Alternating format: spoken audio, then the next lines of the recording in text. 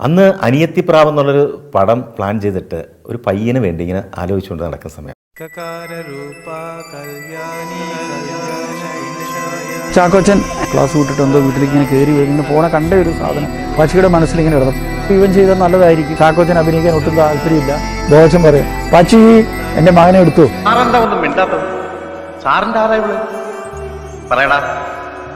ഞാൻ സ്നേഹിക്കുന്ന പെണ്ണ്. അങ്ങനെ ഒരു ഇമ്പാക്ട് ഉണ്ടാക്കിയ ഒരു ഫസ്റ്റ് ടൈം എൻട്രി അത് കഴിഞ്ഞ് മലയാളത്തിലുണ്ടായിട്ടുള്ള അനുഭവം മലയാളത്തിലുണ്ടായിരുന്നു. ഞാൻ സ്വപ്നം കാണുന്നതിൽ കൂടുതൽ സൗഭാഗ്യങ്ങൾ അംഗീകാരങ്ങൾ എനിക്ക് നേടുന്ന കഥാപാത്രമാണ് സിനിമയാണ്. കുറച്ചേ ഉള്ളൂ, പക്ഷേ ആ ചെറിയ ഒരു സ്പേസിൽ ചാക്കോച്ചൻ ഉണ്ടാക്കിയ ഇമ്പാക്ട് ഭയങ്കരമാണ്. അതിനുശേഷം നക്ഷത്രത്താരാണ്, അതും ഒരു ഹിറ്റായ ചിത്രമാണ്. അതിനുശേഷം നിറം, അല്ലെങ്കിൽ സ്വപ്നക്കൂട്, കസ്തൂരിമാൻ, അല്ലെങ്കിൽ പ്രിയം. ചാക്കോച്ചന്റെ കവറുള്ള ബുക്ക് വാങ്ങിക്കുള്ളായിരുന്നു. അദ്ദേഹത്തിന്റെ റൊമാൻസ് കണ്ടാണ് പലരും റൊമാൻസ് പഠിക്കുന്നത്.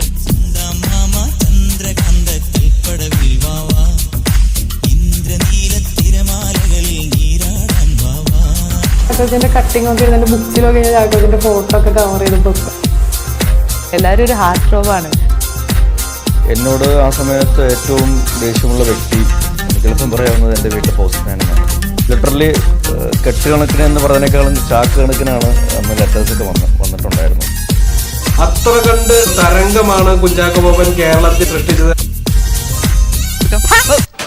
വലിയ റൊമാൻറ്റിക് ഹീറോ ആണെന്നാണ് വിചാരം. മലയാളിയാണല്ലേ? അതെ, എങ്ങനെ മനസ്സിലായി? ആ നോട്ടം കണ്ടപ്പോൾ മനസ്സിലായി.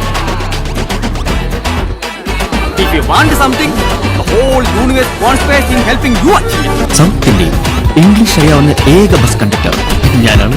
ഓഹോ കുട്ടനാടുകളെ.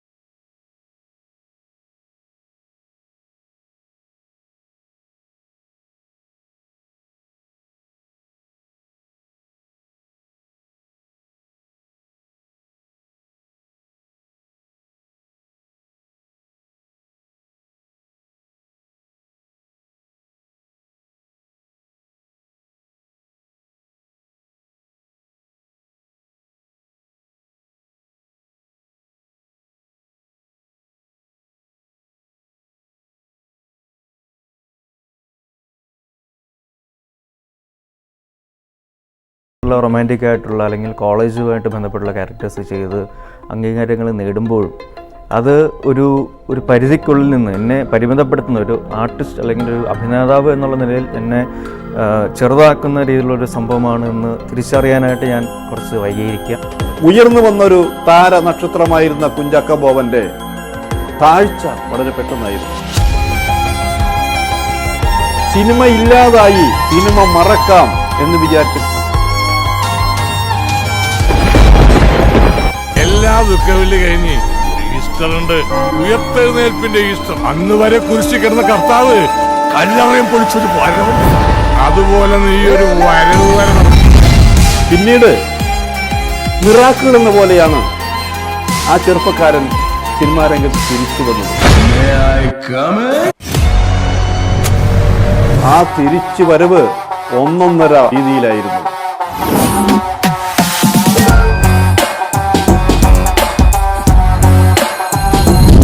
ങ്ങൾക്ക് വേണ്ടി ഞാൻ എൻ്റെ ശരീരത്തെയും മനസ്സിനെയും പാകപ്പെടുത്താൻ ശ്രമിക്കുന്നു.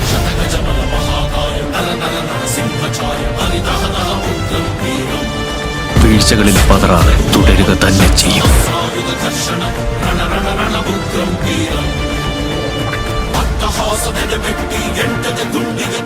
സിനിമാ അഭിനയം ഇപ്പോൾ ഒരു ഹരമായി മാറിക്കൊണ്ടിരിക്കുകയാണ്.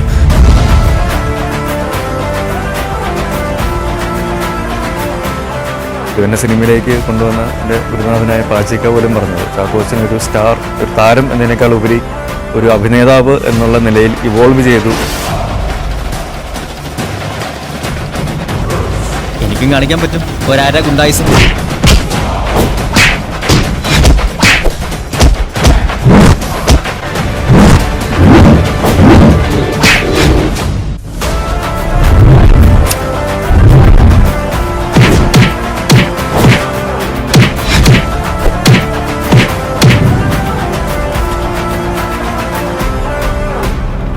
മലയാളത്തിന് നിത്യവസന്തം എന്ന് പറയാനായിട്ട് ഇടയ്ക്കിടയ്ക്ക് ഓരോ ആൾക്കാരുണ്ടാവും.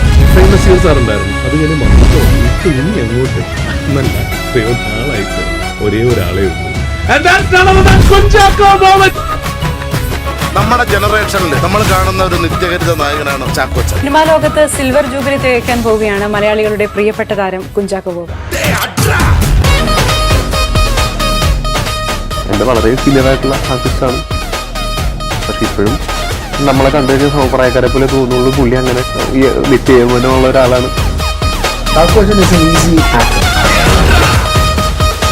ഇത്രയും ഡെഡിക്കേറ്റഡ് ആയ ഒരു ആക്ടറെ ഞാൻ ജീവിതത്തിൽ കണ്ടിട്ടില്ല.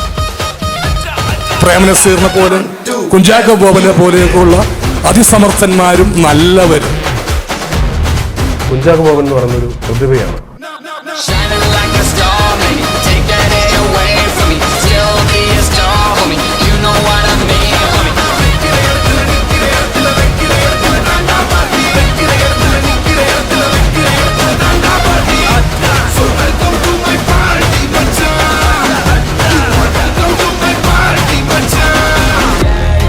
കഴിഞ്ഞ 25 കൊല്ലായിട്ട് അണ്ണൻ ഇവിടെ ഉണ്ട്.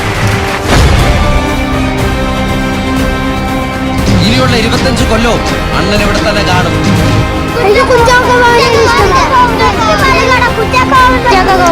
നമ്മളും കൂടെ തന്നെ ഉണ്ടാവും.